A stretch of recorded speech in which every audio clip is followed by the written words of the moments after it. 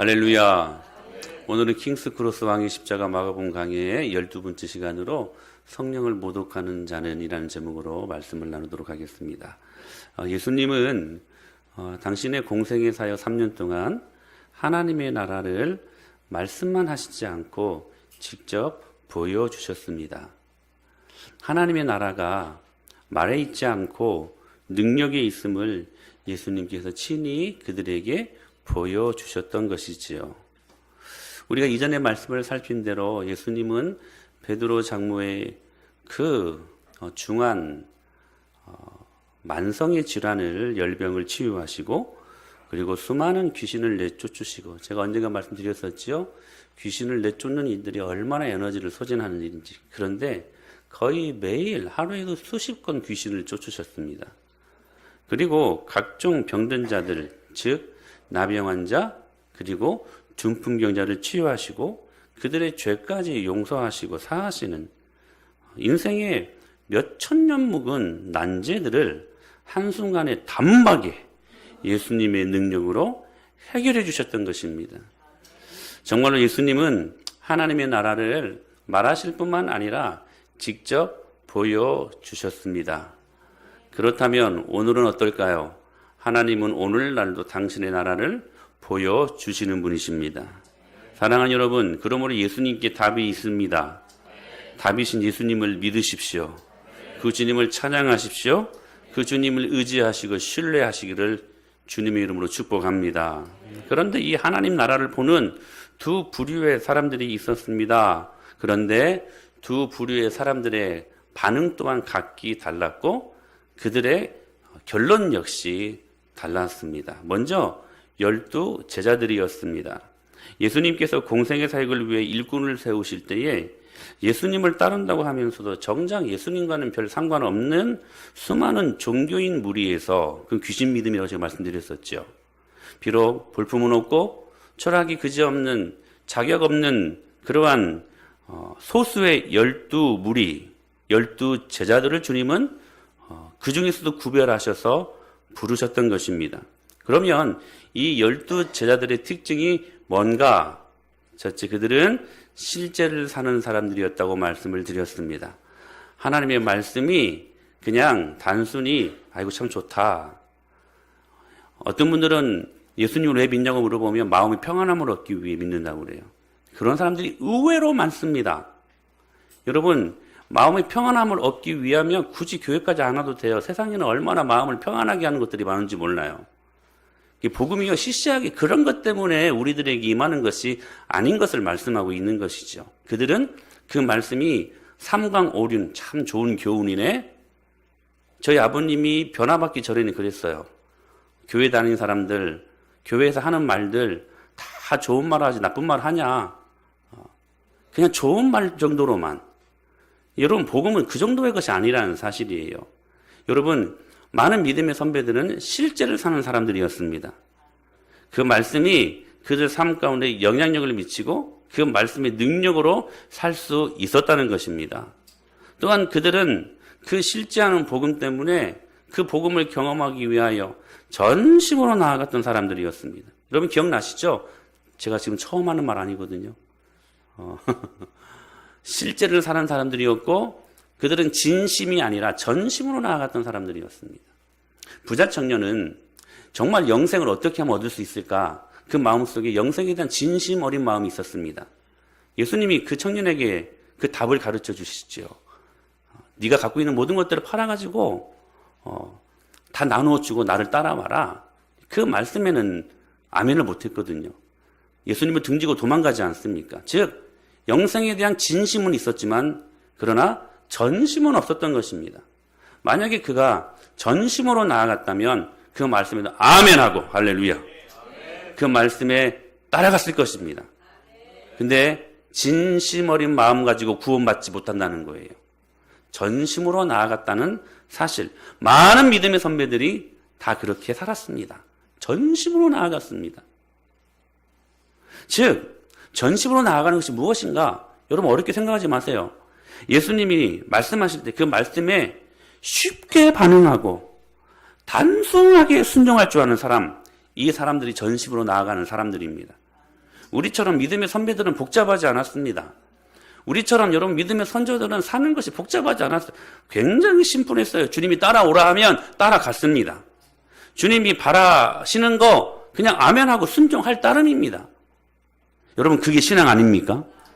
그때 우리는 가장 강력한 삶을 살 수 있는 것입니다. 할렐루야. 그런데 오늘 본문에 보니까 이와는 반대로 또 한 부류의 사람들이 나타납니다. 바로 오늘 본문이에요. 예수님의 가족들과 그리고 어찌 보면 같은 무리죠. 당시 종교 지도자들이었습니다. 근데 그들이 펼친 반응은 두 가지입니다. 첫째, 예수님의 가족들의 반응이에요. 예수님이 미쳤다는 것입니다. 그게 그들의 반응이었어요. 20절에 보면 시작. 집에 들어가시니 여기 집을 많은 성경학자들이 안드레와 베드로의 집이라고 이야기합니다. 안드레와 베드로는 형제잖아요. 이전에 예수님의 공생의 사역의 스케줄을 제가 말씀드린 적이 있습니다. 예수님은 24시간 그야말로 살인적인 스케줄을 소화하셨다. 가르치시고 그리고 치유하시고 그리고 선포하시고 전파하시고 오늘 본문이 정확하게 묘사합니다. 예수님의 이 살인적인 스케줄을 어떻게 묘사하시냐면 식사할 겨를도 없는지라 잠시 식사하시기 위하여 안드레 베드로의 집으로 들어왔던 모양입니다. 그런데 그새를 못 참고 사람들이 몰려들기 시작한 거예요. 밥도 식사도 못하실 정도로까지 배고파서 시장길을 해결하려고 베드로와 안드레의 집에서 잠시 들어왔는데 그새 많은 무리들이 몰려든 것입니다. 그런데 21절에 예수님의 가족들이 나타나 이러한 반응을 일으킵니다. 시작. 예수의 친족들이 듣고 그를 붙들러 나오니 이는 그가 미쳤다 하밀러라. 지금 예수님의 가족들 어머니 마리아와 그리고 그의 동생들입니다. 그러니까 어머니 마리아 그리고 동생들이 아들이자 동생들은 형 아닙니까? 형 예수가 갑자기 하나님처럼 행세하고 다니는 것을 더 이상 참지 못하고 예수께 와서 그를 붙들러 지금 온 것입니다. 특히 여기 붙들다라는 말이 굉장히 재미있는 표현인데요. 당시 그 상황이 분위기를 알 수 있게 하는 그런 단어입니다. 무슨 말이냐면 헬라어로 크라테사이라는 말이에요. 이 말씀은 체포한다라는 말입니다. 이게 직역이에요. 직역. 예수님을 형제들이 그 어머니가 가족들이 체포하러 온 것입니다. 그러니까 여러분 마치 형사들이 죄인들을 체포하듯이 지금 예수님의 가족들이 그렇게 예수님을 체포하러 온 거예요. 그럼 여러분 그 분위기가 여러분 상상이 되십니까? 얼마나 여러분 살벌했겠습니까? 그 분위기를 말해주는 참 소중한 단어예요. 붙들러 오셨다. 붙들러 왔다. 이유가 뭡니까? 예수님이 미쳤다고 생각했기 때문에 그렇습니다. 혹 예수가 이 빡빡한 스케줄, 살인적인 스케줄 때문에 과로로 인하여 정신적으로 타격을 받았는가? 즉 예수님이 미쳤을 것을 염려했기 때문에 체포하러 온 것입니다. 심지어 그분의 사랑하는 어머니조차도 여러분 마리아는 예수님이 누군 줄을 아는 사람 아니었습니까? 그런데 순간 그의 형제들에 의해 그 자녀들에 의해 잠깐 그 사실을 까먹은 것 같아요. 그리고 같이 함께 도무지 예수를 이해하지 못하고 심지어 요한복음 7장에 보면 예수 형제들은 그 예수님을 비웃었다라고까지 말을 할 정도입니다. 근데 여러분 가만히 말씀을 잘 생각해 보면 그도 그럴 것이 목수 요셉의 아들로 여러분 그때 당시에 같이 태어난 예수님의 또래 친구들이 있지 않았겠습니까? 여러분 예수님이 30살 성인 예수님으로 짠하고 나타난 게 아니잖아요. 예수님도 아기 예수님을 탄생했잖아요. 그러면 당시에 여러분 예수님만 태어났습니까? 승우야 예수님만 태어났겠니? 아니지. 당시에 여러분 동기생들이 많았을 것입니다. 그렇죠? 그러니까 여러분 어렸을 때 예수님이 유아기가 있었고 그리고 유년기가 있었고 또한 소년기가 있었고 청소년기가 있었고 청년 시기가 있지 않았겠습니까? 근데 여러분 같이 자라났던 친구들 예수야 놀자 하면 그래 잠깐만 기다려라 하고 같이 손잡고 놀았을 것입니다. 지나가다가 어른을 만나면 그 나사렛 동네 어른들이 아이고 예수야 밥 먹었냐? 하면 예 밥 먹었어요. 하면 머리를 쓰다말아주는 그런 여러분 시절들이 있지 않았겠습니까? 가족들에게는 더더군다나. 그런데 이렇게 익숙했던 같이 자랐던 한 동네 그런 꼬마 예수가 갑자기 30살이 되더니 나는 하나님이라고 말하고 다니는 거예요. 쉽게 이해가 안 됐을 것입니다. 그것도 하나님 일을 한답시고 쉴 새 없이 식사도 못 하시면서 분명 가족들 입장에서는 예수님이 미쳤다고 생각했을 것입니다. 사실 여러분, 예수님에 대한 가족들의 반응이 오늘 우리 안에 있지는 않은지 한번 점검해 볼 필요가 있을 것 같습니다. 우리는 신앙생활을 하면서 제대로 믿어야 합니다. 할렐루야. 그런데 이 제대로의 단어가 문제예요. 성경에서 정말로 제대로 믿으려면 우리는 예수님께 미쳐야 합니다. 복음은 그런 의미에서 우리를 미치게 만드는 것입니다. 제가 예수님을 제대로 만나고요. 얼마나 좋았던지 정말 저를 미치게 만들더라고요. 그리고 여러분 살면서 그 주님을 더 깊이 만나니까요. 여러분 7년 전에 개척을 할 때에도 그 아무것도 없었을 때에도 두렵지 않았어요. 신기하게 두렵지가 않았어요. 왜? 복음이 나를 미치게 할 정도로까지 좋게 하니까. 그게 여러분이 힘든 것으로 다가오지 않더라고요. 저희 큰 이모가 사모님이신데 신혼이한테 신혼이 전화를 이제 그때 개척 초기에 신혼아 힘들지 않니? 엄마 아빠는 어떠니? 엄마 아빠는 재미있는 것 같은데 저는 너무 슬퍼요. 그랬대요. 전화상으로. 하여튼 저는 기뻤어요. 정말 아무것도 없었을 때에도. 여러분, 복음은 분명하게 우리를 미치게 만듭니다. 고린도후서 5장 13절에 이렇게 말씀하고 있죠. 시작. 우리가 만일 미쳤어도 하나님을 위한 것이요 정신이 온전하여도 너희를 위한 할렐루야. 하나님을 위한 미침. 그런데 우리들의 문제가 어디에 있냐면 이거 굉장히 완고급법. 제대로 믿으려고 해요. 무슨 말이냐면 안 미치려고 그래요. 이게 우리들에게 있어서 문제 아닐까요? 안 미치려고 그래요. 안 미치려고. 제대로 믿으려고 그래요. 이 역설적인 이거 표현입니다. 조지 휘필드라는 18세기 영국의 칼빈주의자였고 부흥사이자 유명한 설교자였던 목사님이 계셨습니다. 한 그 교회사를 획을 그었던 아주 걸출한 믿음의 선배인데 그가 처음 목사 안수를 받고 설교했을 때 여러분 아십니까? 15명이 미쳤다고 합니다. 그의 설교가 너무 강력해서 큰 은혜를 받은 것이 다른 사람들의 눈에는 미친 것처럼 보인 것입니다. 제가 이 글을 보면서 저의 모습을 생각해 봤어요. 제 설교에 과연 누가 미쳤는가? 과연 누가 미쳤는가? 회개가 일어나더라고요. 얼마나 그 설교가 강력했어, 그 복음이 강력했으면 사람들의 눈에 미친 정도로까지 보였으냐. 그래서 여러분 영국 교회가요 겁이 나서 이 조지 휘필드에게 설교를 맡기지 못했다고 합니다. 잘못하면 온 교인을 미치게 할 것이기 때문에. 그러자 휘필드는 5교회에 있어 사람들을 모아놓고 설교를 시작합니다. 그의 설교를 들은 사람들은 다 미치기 시작했습니다. 미치고 나니까 신기해요. 아이러니해요. 사람들이 변하기 시작합니다. 예수님께 제대로 미치고 나니까 여러분 지난날의 상처가 아니에요. 오늘 나를 있게 하는 주님이 나로 하여금 합력하여 선을 이루게 하시는 도구로 생각해버리는 가치관의 변화의 전환이 일어난 거예요. 사랑하는 여러분, 예수님께 제대로 미치면 우리의 삶이 변합니다. 우리의 가치관이 변합니다. 내가 변하니까 내 주위 사람들이 변하기 시작하는 거예요. 예수님은 이미 마가복음 2장 21절 22절 이 유명한 말씀을 남기셨습니다. 시작.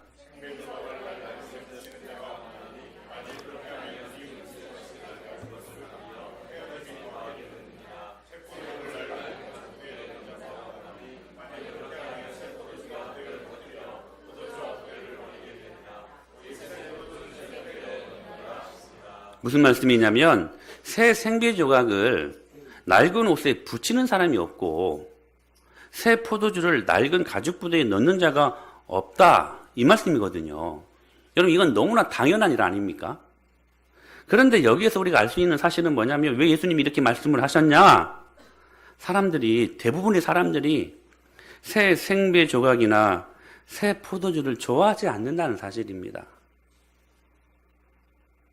사람들이 원하는 것은 뭐냐면, 낡은 옷을 기워 좀 더 편하게 입는 것이었고, 낡은 가죽 부대가 터지지 않고 오래 지속되는 것이지, 결코 새 생배 조각이나 결코 새 포도주, 이것들이 들어와서 무슨 변화를 일으키는 것 자체를 싫어했다는 사실입니다.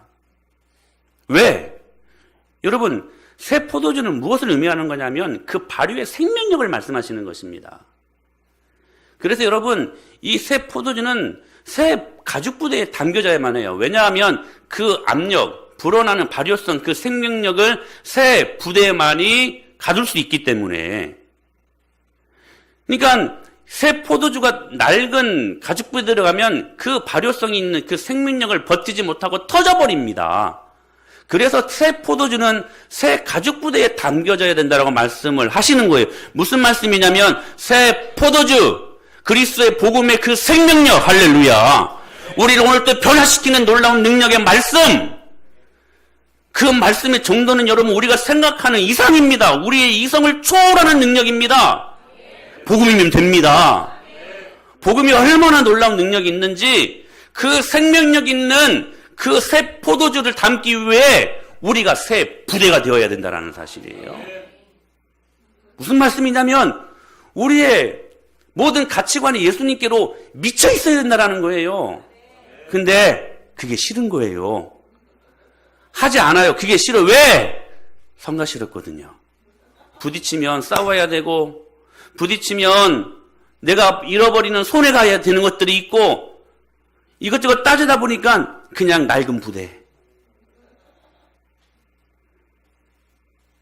그냥 낡은 조각, 거기에 우리의 인생을 그냥 가둬두는 인생들이 많다는 사실입니다.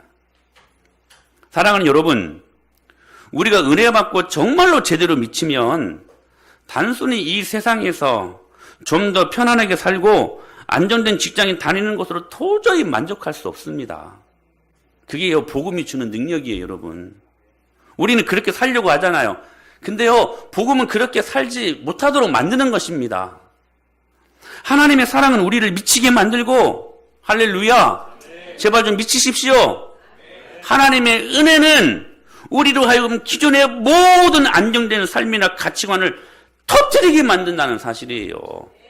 그러므로 우리가 가져야 될 부대가 필요한 거예요. 새 부대. 여러분, 바울을 보십시오. 그가 그 화려한 스펙을요, 다 배설물로 여깁니다.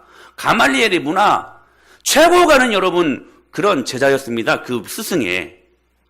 학력 좋았지요. 경제력 있었지요. 혈통적으로 여러분 베냐민 지파에 있었지요. 뭔가 모질할 것이 없는 사람이었어요. 근데 그가 예수님 만나고 나니까, 그 예수님의 생명력을 경험하니까 그 낡은 그 자신이 갖고 있는 그 스펙이라는 그 낡은 부대로 이 복음을 가둬둘 수 없었던 거예요. 그리고 그가 복음을 위하여 이 모든 것들을 배설물로 여기고 새 부대를 만듭니다. 그리고 새 포도주를 그 마음 안에 받아들입니다. 근데요, 그런 일들이 있었을 때 주위 사람들이 이 바울을 어떻게 평가했냐면 정말 제대로 평가했어요. 이렇게 평가했어요. 시작. 바울이 같이 변명하며 베드스도가 크게 소리내어 이르되, 바울아, 네가 미쳤도다. 내 많은 학문이 너를 미치게 한. 여기 학문은 가스페 복음을 말하는 것입니다. 사랑하는 여러분, 적어도 여러분 예수님께 미쳐있는 사람들은 주위 사람들이 그것을 알아요. 그리고 네가 미쳤다, 예수님 때문에 미쳤다, 평가를 내리게 되어 있습니다. 사랑하는 여러분, 제가 여러분들에게 질문합니다. 이거 굉장히 가슴 아픈 질문일 수 있어요. 여러분, 예수님 때문에 주위에서 너 미쳤냐? 혹시 그런 말씀 들어본 적 있으십니까? 아니, 지금 듣고 계십니까? 만약에 그 말씀을 듣지 못했다면 여러분들은 예수님께 미쳐있지 못한 상태예요. 미쳐있는 상태에 있으면 그것은 여러분 보이기 시작해요. 제가 언젠가 말씀드렸잖아요. 믿음은 보이는 것이라고. 정말로 여러분이 지금 예수님께 미쳐 있다면 주위 사람들이 여러분들을 평가합니다. 네가 미쳤다. 예수님께 미쳤다. 그래서 여러분 예수님께 미쳐 있는 사람들이 옛날에 우리 어르신들 뭐라고 이런 폄하하면서 예수님 믿는 사람들 이야기합니까? 예수쟁이. 여러분 예수쟁이라는 말씀들을 듣고 계십니까? 그거 듣지 못한다면 내가 예수님께 아직은 전심으로 나아간 상태가 아니에요. 진심으로는 나아갔지만. 사랑하는 여러분, 예수님을 위해 미치십시오. 그게요, 여러분들이 살 길이에요. 이렇게 말씀하시잖아요. 시작. 예수께서 이르시되 나는 부활이요 생명이니 나를 믿는 자는 죽어도 살겠고. 할렐루야. 여러분, 우리가 예수님을 위해 미치면 그때 비로소 우리의 진정한 삶이 시작되는 것입니다. 할렐루야. 비로소 진짜 생명이 우리 안에 들어와서 그 생명력으로 여러분 우리의 삶에 기쁨과 즐거움이 넘치게 된다는 사실이에요. 그런 의미에서 여러분 이 말씀을 어떻게 적용해 볼까요? 제발 여러분 주위에서 예수님 잘 믿는 사람들 독려하고 격려해 주지 못할 망정 살살해라 살살해라. 너 예수님 믿고 너 미쳤냐? 이런 말씀 하지 마십시오. 특별히 우리 새가족들에게 이제 예수님 믿었으니까 살살 하라고 이런 말씀 하지 마세요. 여러분 살살 믿기로 작정하고 처음 예수님을 믿는 사람들은 끝까지 살살합니다. 끝까지 신앙의 상태가 그 상태예요. 제가 아는 어떤 집사님 은혜 받고 전도를 시작합니다. 은혜 받고. 너무 좋은 거예요. 이거 가만히 앉아있을 수가 없는 거예요. 그러니까 그 아버지가 야야야 너 미쳤냐? 너 미쳤냐? 여러분 예수님 믿고 전도하는 게 미친 거예요 여러분. 근데 중요한 것은 뭐냐, 그 아버님이 목사님이셨어요. 예수님이 좋아서 예수님께 미치고 나니까 너무 좋은 거예요. 그냥 가만히 앉아있을 수가 없어요. 계속해서 아이들 학교 보내고 막 전도를 시작했어요. 근데 그 모습들을 보고 그 아버지가 너 미쳤냐? 여러분 왜 그게 미친 것입니까? 제대로 된 거지. 가정예배를 드리는데 친정에 가면 가정예배를 드린대요. 그럼 우리 아이들은 여러분 1시간 동안 예배 꼼짝하지 않고 드리잖아요. 오늘 우리 승훈이 예배 잘 드리고 있네. 너무 감사한. 박수 한번 쳐주세요 한번. 우리 아이들은 칭찬을 먹고 살아야 돼요. 자 보십시오. 여러분 그전에는 10분을 가만히 앉아있지 못했어요. 막 졸고 막 그냥 돌아다니고 막 예배가 견딤의 시간이었어 진짜. 근데 갑자기 이 아이가 은혜 받고 나니까 1시간 동안 꼼짝하고 있는 거예요. 근데 이 아빠가요 이상한 거예요. 아이가 아이들스러워야지. 이게 뭐냐. 여러분 그게 맞습니까? 제대로 된 거지 그게? 예? 그러니까 한국 교회가 이렇게 됐어요. 좀 예수님 믿고 은혜 받고 뭔가 열심히 하면 그게 이상한 것이 돼버려. 여러분 예배할 때요 다시 말씀드리면 주님을 향하여 전심으로 나아가십시오. 여러분 표정 보면 제가 알아요. 예배를 지금 온전한 마음으로 드리고 있는가. 전 답답해 살겠어요 진짜. 여러분 이 1시간 예배가 여러분 졸고 갈 시간들이에요 여러분. 이 시간이 여러분 우리들에게 얼마나 소중하고 얼마나 여러분 능력의 시간인데 제가 수없이 강조를 많이 하잖아요. 얘들아 말씀에 은혜 받아야 돼. 그래야 너희들이 학교에서 공부도 잘할 수 있고 친구 관계도 좋을 수 있는 거야. 이게 흐트러져 버리면요 모든 게 다 안 되는 거, 다 안 되는 거. 예배가 제일이에요 제일.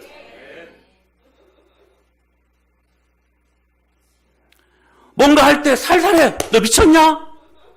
꼭 여러분 예수님의 가족들이 하는 말 같지 않아요? 헌금할 때에도 하나님 앞에 좀 여러분 주님 앞에 기쁨으로 드려보십시오. 옆에서 야 살살해 이제 시작인데 뭐 그렇게 너 미쳤냐? 사랑하는 여러분 오늘날 기독교가요 너무나도 고상하게 되어버렸어요.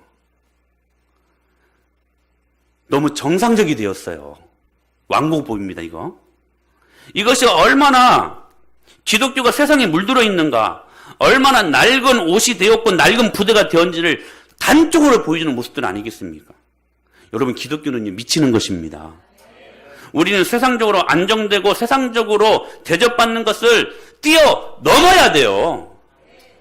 여러분, 초대교회를 보십시오. 초대교회는 여러분 정말 그야말로 성령이 강력하게 다락방에 임하자요, 좀 바이런트 윈트, 폭력적인 은혜가 그들에게 임했어요. 오늘 그 은혜가 임하기를 축복합니다. 여러분, 은혜가요 폭력적인 은혜래요. 얼마나 멋진 표현이에요. 저는 강력한 은혜가 임한 거예요. 그러자 그들이 예수님께 미치기 시작합니다. 초대교회에 이상한 현상이 일어났어요. 어떤 현상이 일어났냐면, 한 지체가 힘들고 어렵게 살면요, 자기 재산을 팔아가지고 그 형제들에게 줘버려요. 도네이션을 하는데요, 단순한 생색내기의 도네이션, 10만원, 20만원, 이게 아니라요, 자기 재산을 팔아가지고 그 재산을 같이 공유했다니까요. 그래서 여러분, 막스랄지, 레닌이랄지 이런 공산주의 이 운동가들이 이 사도행전에서 공산주의를 끌고 온 거잖아요. 같이 균등하게 배분하고 평등하게. 그렇게 해서 사회주의가 여러분 일어난 거 아닙니까? 이건 그들도 인정하는 말들이에요, 여러분. 이상한 현상이 일어났어요. 여러분, 죄성 있는 존재는 모든 것들 내 소유, 내 포켓, 내 주머니. 근데요, 초대교회는 그러지 않았어요. 정말 예수님께 미치고 나니까 이상한 현상이 일어났어요. 그들의 것들이 그들의 것이 아니었어요. 서로 나누는 개념이었어요. 그들이 예수님께 미치고 나니까 그런 이상한 현상들이 일어났어요. 그런데 중요한 것은 뭐냐면, 그 현상을 보고 예수 안 믿는 넌 크리스찬들이 이렇게 그들을 평가했습니다. 시작. 하나님을 찬미하며 또 온 백성에게 칭송을 받았다라고 소개하고 있습니다. 칭찬받는 교회였어요. 여러분, 우리가 예수님께 제대로 미치면 여러분 제대로 된 사람들 됩니다. 할렐루야. 그게 여러분 주님 앞에 제대로 미치는 자의 모습이라는 거예요. 두 번째, 종교 지도자들의 반응이었습니다. 그들은 기독교를 합리주의로 만들어버렸습니다. 우리 22절 말씀 한번 보실까요? 시작.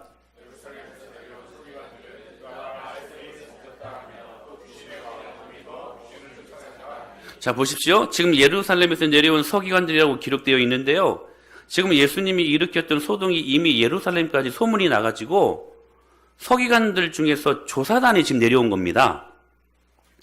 그러니까 학적으로 예수님이 어떤 사람인가 좀 평가를 좀 내려달라는 것이지, 그래서 그 조사단이 내려온 거예요.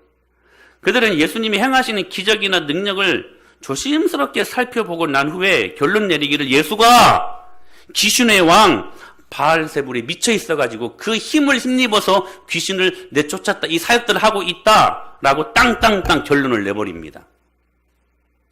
여러분, 바알세불은요 파리들의 왕이라는 말입니다. 예수님을 좀 갖다 대도 좀 우상으로도 좀 이렇게 그럴싸하고 좀 규모 있는 좀 이런 우상으로 갖다 대야지. 파리, 날아다니는 파리, 그 파리들의 왕이 바알세불이었어요. 여러분, 말씀 듣고 있는 겁니까 지금? 자, 파리들의 왕, 예수님을 파리들의 왕이라고 지금 이야기를 하고 있는 거예요. 지금 서기관들이 예수님의 능력을 천박한 귀신이 들렸다는 식으로 지금 비난하고 있었다는 거예요. 결국 유대의 고상한 학자들은 예수님을 지저분한 귀신이 들린 자로 낙인을 찍어버린 것입니다. 그 이유가 뭐냐? 이게 중요해요. 자기 자신들을 고상하다고 생각했기 때문에 그래요. 그들은 하루 종일 도서관에서 파묻혀 거룩한 책이나 읽고 연구하는 사람이었기 때문에, 거기에 비해 예수님은 너무 비교가 돼요. 시장바닥이나 돌아다니면서 예수님 믿는 사람들, 특히 그분을 따르는 모든 사람들을 미치게 만들고 있으니까 귀신의 왕 바알세불의 힘을 들어서 지금 이 일들을 하고 있다라고 맹비난하고 있었던 것입니다. 저는 이 말씀을 준비하면서 주님이 저에게 주시는 강력한 말씀의 적용이 있었어요. 우리 교회뿐만 아니라 이 나라와 민족, 그리스도인들에게 붙어있는 그 고상딱지 귀신들 말입니다. 저는 이 고상하다 하는 그 고상딱지 붙어있는 더러운 귀신들이 오늘 우리들에게서 쫓겨나가기를 축원합니다. 여러분, 고상딱지가 붙어버리면 예배도 제대로 못합니다. 여러분, 예배는요, 여러분의 기질과 여러분의 성품과 여러분의 성격에 상관없이 하나님이 원하시는 방식대로 드리는 것이 예배입니다. 그 고상딱지 버려버려야 돼요. 그 떼버려야 돼요. 고상딱지가 딱 붙어버리면 찬양할 때에도 제대로 찬양 못해요. 하나님께 찬양하는 것이 얼마나 기쁘고 나를 구원하신 것이 얼마나 즐거운 사실이라면 여러분, 그 손 하나 들어가는 것이 천근만근이라 이게 하나 올라가는 것이. 여러분, 소리 그냥 저절로 올라가지 않습니까? 예수님 제대로 믿고 예수님이 우리에게 행하신 일들을 우리가 믿는다면. 근데 이가 하나 올라가는 것이 기질이라는 그 고상함이라는 그 기질이 이거 못 올라가게 만드는 거야, 이걸. 이게 얼마나 하나님 앞에 죄스러운 모습입니까?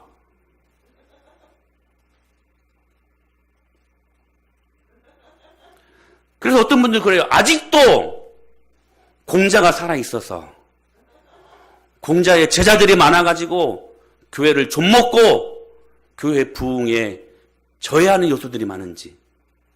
여러분, 우리 은혜마을교회 안에 있는 공자들이 예수님의 이름으로 여러분 죽어지기를 축복합니다. 그거 죽어야 돼. 그거 없어져야 돼, 여러분. 그 공자가 아직도 살아있어가지고 우리의 역도가는 축제 같은 삶을 살지 못하게 하고 결국 신앙생활을 종교생활로 만들어버리는 거예요. 축제 같은 영적인 생활을 못하게 만들어버리는 거예요.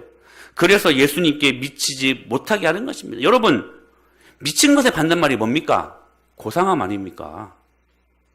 미친 듯이 주님 찬양해야 되는데, 주님 섬겨야 되는데, 고상함이라는 그 딱지가 붙어 있으면 주님 앞에 제대로 찬양을 못하고 제대로 예배가 안 되는 거예요.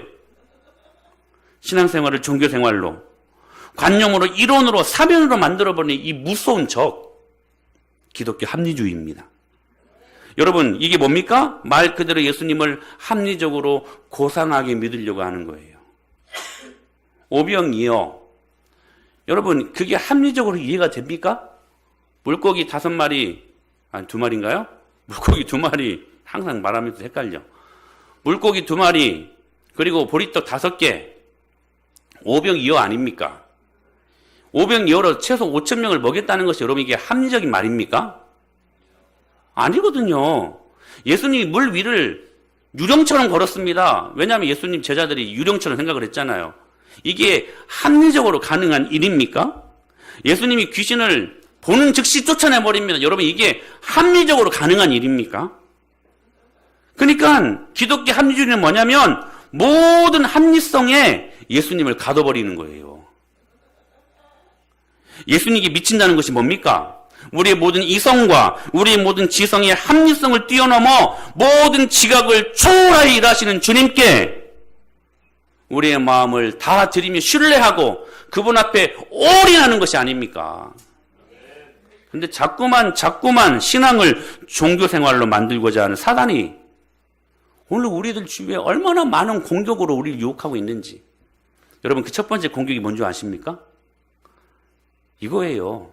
그냥 말씀을 좋은 말씀으로만, 그냥 위로하는 말씀으로만, 평안을 주는 말씀으로 고상하게, 교양 있게, 신앙의 기쁨까지 나가지 않아도 되니 그냥 그렇게 해도 그리스도이라는 딱지는 아직 붙어 있으니까 스스로 자기 위로하면서 살게 만드는 거예요. 여러분, 이것이 사단이 첫 번째로 공격하는 주 타겟의 루트입니다. 이런 사람들은 누가 기도하여 응답 받았음에도 불구하고 그 응답받은 사람이 간증하잖아요. 이거 하나님이 하신 일이야. 기도하니까 하나님이 이렇게 역사하시더라. 그렇게 간증해도 야야, 그게 기도해서 그런 거냐? 어쩌다 보니까 그렇게 된 거지. 라고 하나님이 하시는 능력을 그냥 제한시켜버려요. 폄훼해버려요. 하나님의 능력을 부인하는 것입니다. 그래서 바울이 이렇게 말을 했지요. 시작.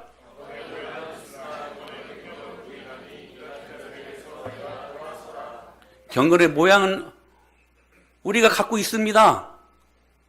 오늘도 예배 나왔잖아요. 여러분은 그리스도인이십니까? 아멘 하실 거예요. 근데 중요한 것은 뭐냐면 경건의 모양이 중요한 것이 아니라, 물론 경건의 모양은 중요합니다. 근데 그거 놓쳐서는 안 돼요. 경건의 능력이 있어야만 합니다. 여러분, 능력이 있습니까? 얘들아, 내가 기도한다, 엄마가 기도한다, 아빠가 기도한다, 안심해라. 그 기도대로 될 것이다. 딱 선포하면 정말로 기도대로 되는 거야. 얼마나 멋져요, 여러분. 이런 능력이 좀 우리 안에 있어야 되지 않겠습니까? 근데 순간순간 쩔쩔매고요. 원하지 않는 문제가 닥쳐오면 그거 앞에서 쩔쩔매는 우리들의 모습이 아니냐 하는 거예요, 여러분. 여러분 자신감을 가지십시오. 우리는 부활의 권세, 부활의 능력이 있는 사람들 아닙니까? 제가 지금 목요일마다 공부하는 게 있는데 참 재미있는 공부를 하고 있어요. 제가 이번에 얻어듣고 들어온 것이 라벨 효과라는 것이죠. 라벨 효과. 어떤 한 백화점 점원이 가방을 이제 백을 이제 팔고 있었는데 3만 원짜리 백이 안 팔리더래요. 너무 심심하고 재미가 없어서 어쩐가 보려고 거기에다가 공 하나를 더 붙였답니다. 그러더니 갑자기 팔리기 시작하더래요. 똑같은 제품인데 그 라벨에 3만 원짜리 붙어있을 때하고 30만 원으로 붙어있을 때하고 이게 차이가 있더라는 것이죠. 30만 원 딱 붙어버리니까 어디서 그렇게 소문을 다 듣고 와서 그 가방을 다 사갔답니다. 라벨 효과라는 것이 있어요. 여러분, 우리는 부활 권세를 가진 사람들입니다. 여러분들이 어떻게 비춰지느냐, 어떤 마음을 갖고 사느냐, 세상 사람들이 대하는 것도 달라져요, 여러분. 저와 여러분은 부활 권세를 갖고 있는 사람들 아닙니까? 부활 권세가 여러분의 인생 가운데, 여러분, 갑질이라고 말하기가 좀 그렇지만, 그 갑의 모습으로 여러분, 능력 있게 그 부활이 여러분의 삶 가운데 여러분, 적용하시면 할렐루야. 그 부활의 역사가 일어나야 되는 거 아니겠습니까? 그래서 예수님이 말씀하신 거예요. 23절에 27절에. 무슨 말씀이냐면, 저를 보세요. 내가 귀신의 왕 바알세불의 힘으로 귀신을 쫓아낸다고 너희들이 말하는데 상식적으로 이게 말이 되는 것 같냐? 니들 학자들이잖아. 말씀을 연구하는 자들이잖아. 이게 니들 생각할 때도 상식적으로 말이 되는 것 같냐? 만약에 귀신을 쫓아내면 귀신의 나라가 어떻게 설 수 있겠느냐? 여러분, 귀신의 적은 누굽니까? 예? 아니, 예수님은 기본이고 그 예수님을 따르는 저와 여러분들이 여러분 귀신의 적 아닙니까? 이해 안 돼요, 여러분? 여러분의 적은 누굽니까, 그러면? 여러분 남편입니까? 여러분의 적은 누구예요? 사단이죠, 귀신이죠. 귀신의 적은 누구예요? 저와 여러분들입니다. 이 귀신의 적인 우리를 소멸해 우리가 없어지는 것이지, 귀신을 쫓아내면 내가 바알세불의 힘을 힘입어서 귀신을 쫓아낸다고 하는데 그 귀신의 왕의 힘을 힘입어서 귀신을 쫓아내면 이게 말이 되냐? 왜 이 말도 안 되는 논리들을 가지고 하나님의 하신 이 위대한 일들을 부정하려고 하느냐? 그렇게 말씀하시는 거예요. 그러면서 아주 무서운 말씀을 하십니다. 28절 29절 말씀이에요. 시작.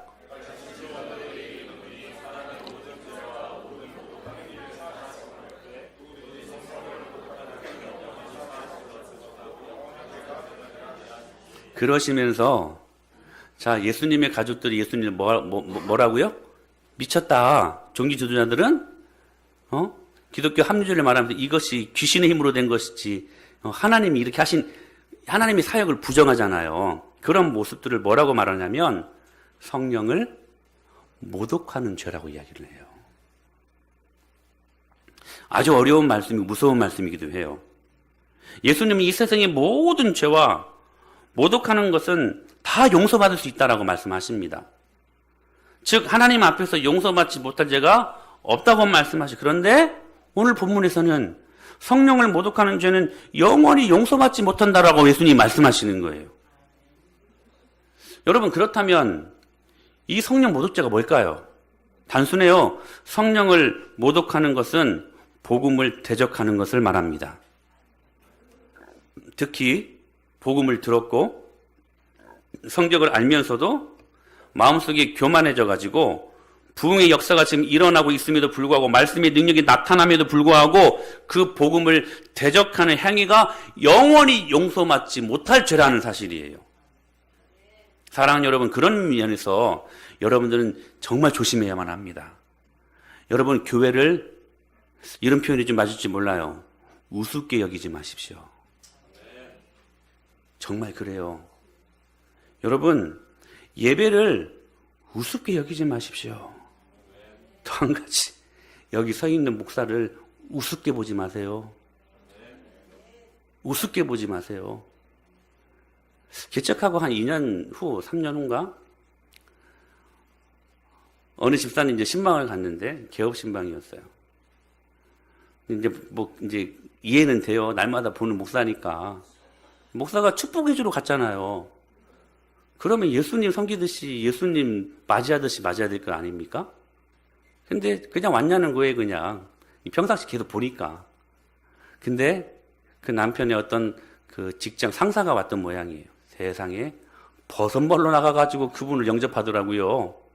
제가 저를 대우하지 않았다는 것 때문에 기분이 나쁜 게 아니라 제 안에 계신 예수님이 슬퍼하시더라고요. 여러분, 목사를 우습게 보지 마세요. 가볍게 보지 마세요.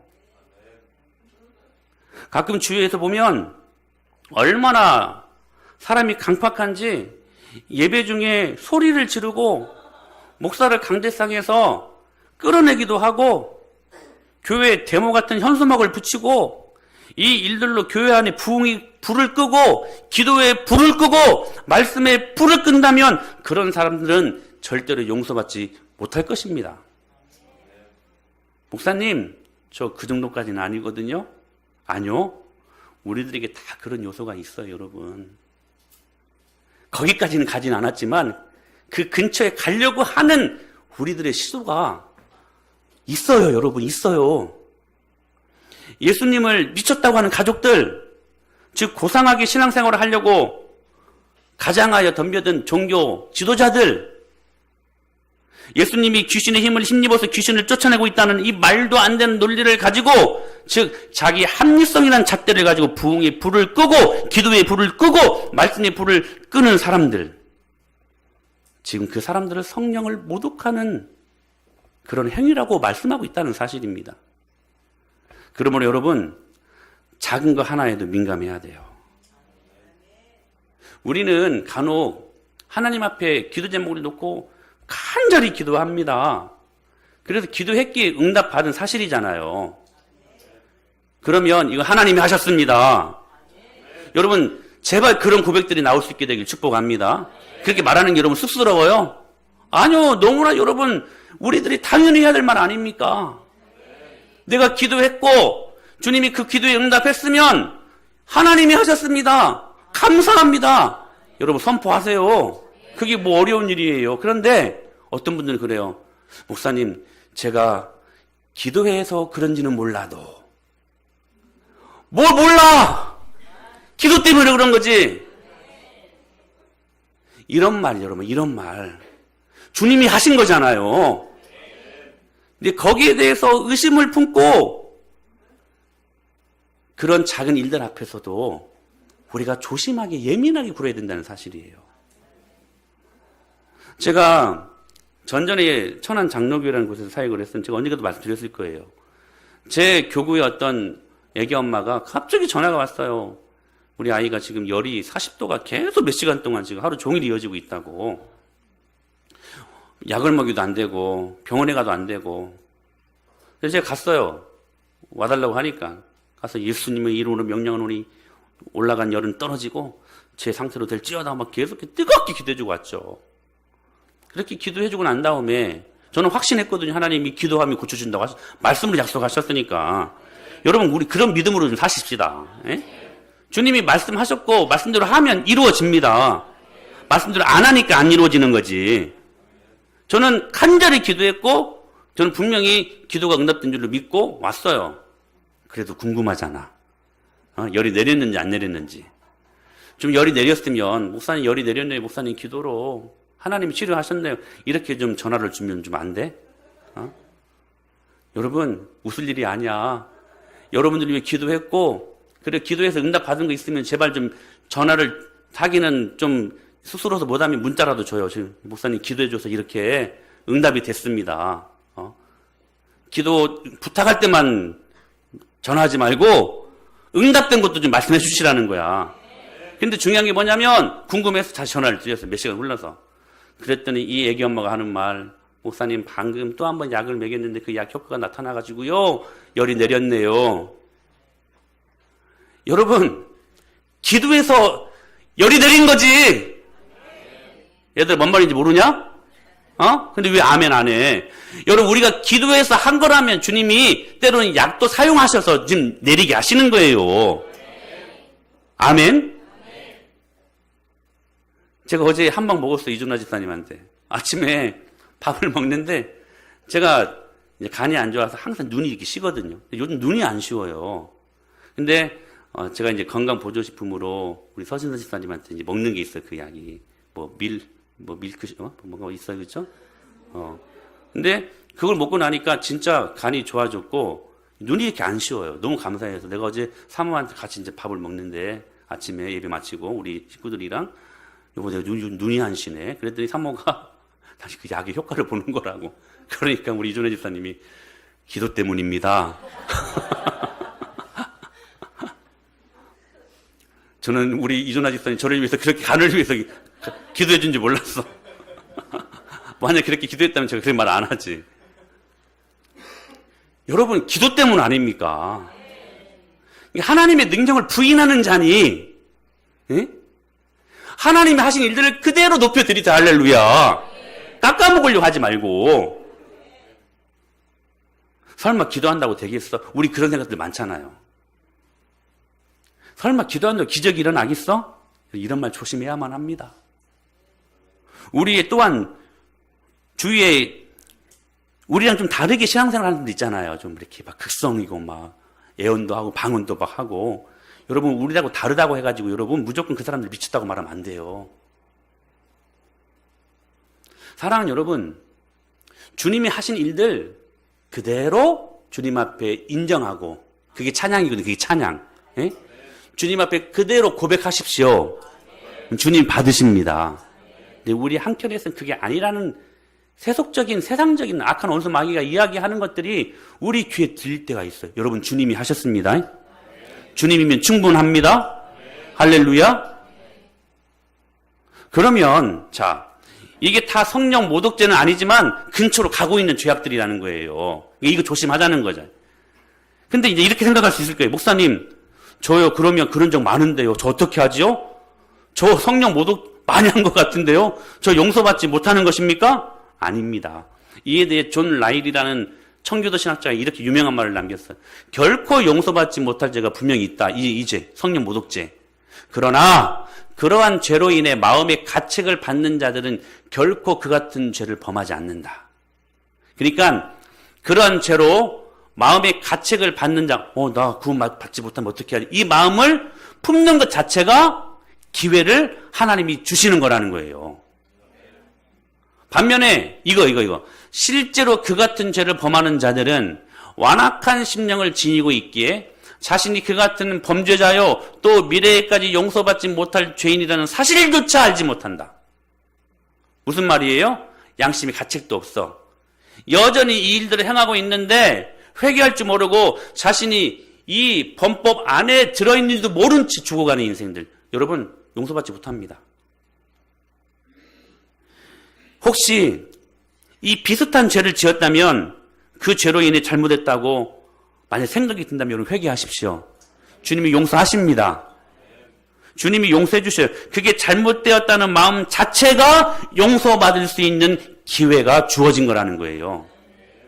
그러나 정말 성령 모독죄를 범하고 있는 사람은 지금 이런 메시지가 선포되어짐에도 불구하고 강팍해서 자신이 그런 죄를 저지른 것도 모르고 계속해서 반복적으로 이 회방죄를 범하는 사람들, 이 사람들은 용서받지 못한다는 사실입니다. 사랑하는 여러분, 말씀을 정리하겠습니다. 우리 이 시간 결단하십시다. 예수님 때문에 한번 제대로 한번 미쳐보십시다. 내 모든 이성과 합리성을 초월하여 일하시는 예수님의 능력을 여러분 신뢰해 보시기를 주님의 이름으로 축원합니다. 그게 신앙생활이고 그게 부활하여 살아계신 예수님과 함께 동의하며 사는 것입니다. 오늘 이 말씀을 꼭 기억하고 정말 예수님께 제대로 미치는 인생, 그게 제대로 되는 인생들임을 깨닫고 능력 있게, 할렐루야, 그렇게 살아가는 저와 여러분이 될 수 있게 되기를 예수님의 이름으로 간절히 축복합니다.